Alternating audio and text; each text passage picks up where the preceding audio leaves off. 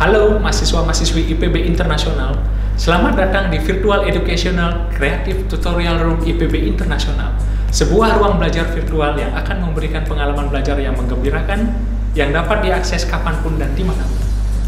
Pada hari ini, kita akan belajar tentang Academic Writing 2, di mana dalam mata kuliah ini kita akan belajar bagaimana mempublikasikan dan mempresentasikan karya ilmiah yang sudah dibuat. Kita mulai. Pada Academic Writing 1, kita semua sudah mendapatkan tentang tata cara penulisan, pengutipan, cek plagiat, dan dasar-dasar menulis suatu karya ilmiah. Nah, pada Academic Writing 2 ini, kita akan berfokus pada bagaimana langkah-langkah men-share ide-ide atau pemikiran kreatif dalam bentuk presentasi dan publikasi. Sebelumnya, perlu diketahui bahwa ragam publikasi ilmiah sebagai wahana untuk menuangkan sekaligus men-share pemikiran kreatif berupa tulisan ilmiah sangatlah banyak. Yang bersifat akademik, beberapa di antaranya adalah proceeding, jurnal, buku referensi, buku monograf, dan artikel ilmiah populer. Nah, bagaimana ciri khas masing-masing publikasi tersebut? Yuk kita intip satu persatu. Proceeding.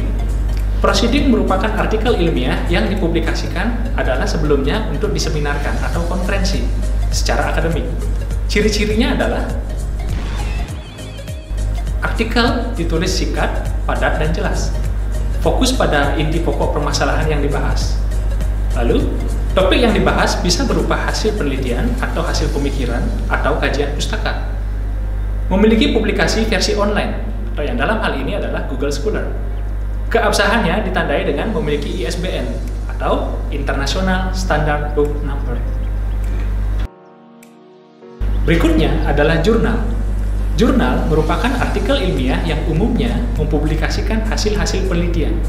Yang membedakan jurnal ilmiah dengan proceeding biasanya ada pada jumlah halamannya yang lebih banyak untuk satu karya ilmiah. Ciri-ciri khas dari jurnal adalah terbit secara berkala atau 2 kali setahun. Biasanya diterbitkan oleh kampus. Merupakan rangkuman inti-inti pokok dari hasil penelitian atau kajian pustaka.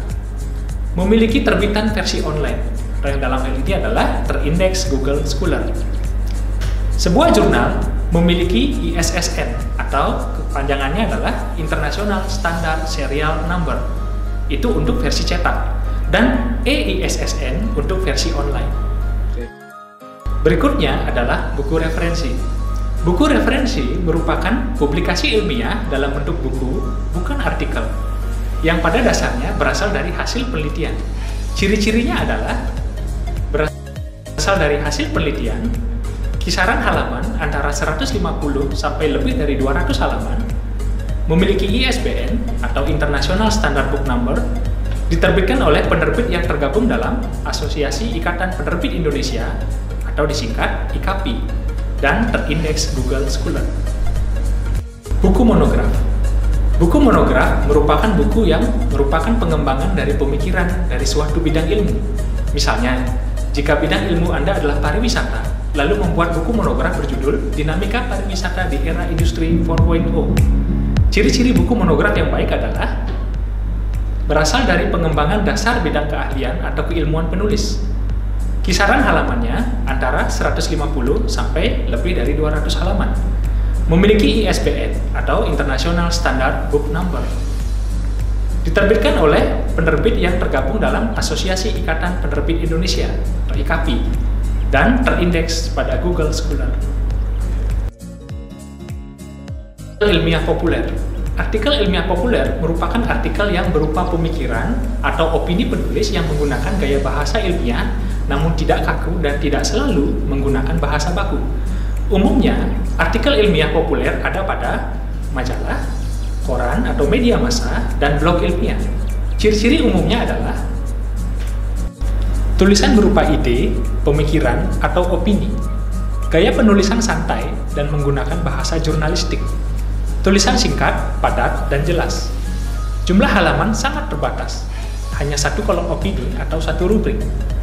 Penerbitan secara berkala atau memiliki edisi, bisa tiap minggu sekali, sebulan sekali, atau 2 bulan sekali.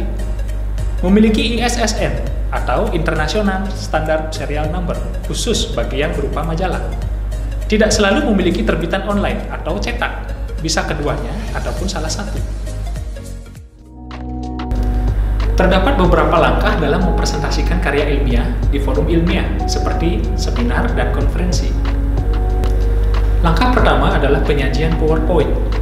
PowerPoint diintisarikan dari karya ilmiah yang telah dibuat, dan dalam PowerPoint terdapat hal-hal yang perlu diperhatikan, antara lain: 1.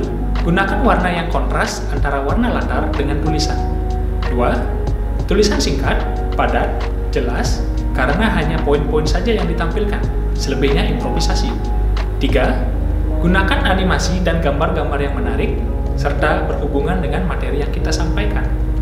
Berikutnya adalah penyajian materi. Ada beberapa hal yang harus diperhatikan. Yang pertama, usahakan penyajian tidak monoton, boleh duduk atau berdiri, namun tetap harus ada gestur yang sesuai dengan intonasi kata-kata. Yang kedua, kontak pandang dengan audiens secara merata. Jangan kaku, apalagi hanya terpaku pada tekstual, dan membaca terus. Improvisasi akan lebih baik. Yang ketiga, waktu presentasi dibatasi idealnya 10-15 menit. Yang keempat, sampaikan inti-inti pokok materi sesuai isi PowerPoint. Improvisasi jangan sampai out of topic.